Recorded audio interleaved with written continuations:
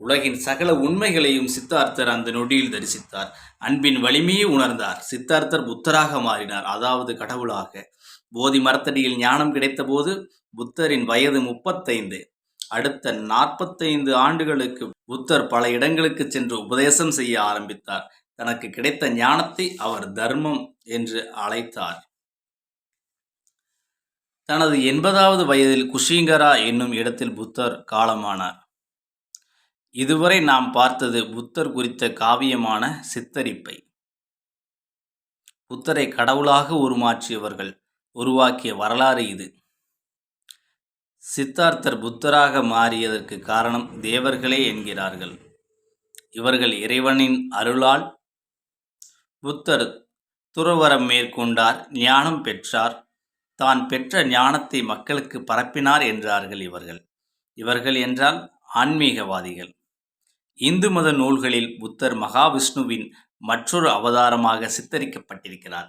அற்புதங்கள் பல நிகழ்த்திய மகானாக உருவாக்கப்பட்டுள்ளார். இந்து மதத்தை முன்னின்று பிரச்சாரம் செய்த இறை நம்பிக்கையாளராக கொண்டாடப்படுகிறார் புத்தர். ஆனால் புத்தரின் நிஜ சரித்திரம் வேறு. அந்த சரித்திரத்தை அறிய வேண்டுமானால் கடவுளாக அல்ல, ஒரு மனிதனாக புத்தரை அணுக வேண்டியதாயிருக்கிறது. மனிதராக அணுகுவோம். சித்தார்த்தர் என்றால் பாலி மொழியில் லட்சியத்தை அடைந்தவன் என்று பொருள். சித்தார்த்தரை கௌதமர் என்றும் அழைப்பார்கள். கௌதமர் என்பது சுத்தோதனாரின் குலப்பெயர். சாக்கியர்கள் என்னும் இனக்குழுவை சேர்ந்த அரசர் சுத்தோதனார். சுத்தோதனார் என்றால் சுத்தமான அரிசி என்று அர்த்தம். அப்போது அரசரே கலப்பையை கையில் பிடித்து வயலின் ஒரு பக்கத்தில் இருந்து மறுபக்கம் வரை உழுவாராம். சம்பிரதாயம் அது. தவிரவும் விவசாயத்திற்கு அவர்கள் அளித்த மரியாதை அது.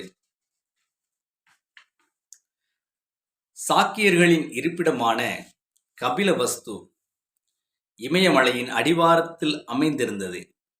அது ஒரு சிறிய பிரதேசம். கொசோல அரசின் ஆட்சிக்கு உட்பட்ட ஒரு பிரதேசம். தற்போது இந்திய நேபாள எல்லையாக இருக்கும் பகுதி. சித்தார்த்தர் பிறந்தது கபிலவஸ்துவுக்கு அருகேயுள்ள லும்பினி என்னும் நகரத்தில். சித்தார்த்தர் பிறந்த வருடம் திட்டவட்டமாக தெரியவில்லை. கிறிஸ்து பிறப்பதற்கு முன் 563 ஆண்டுகள் இருந்திருக்கலாம்.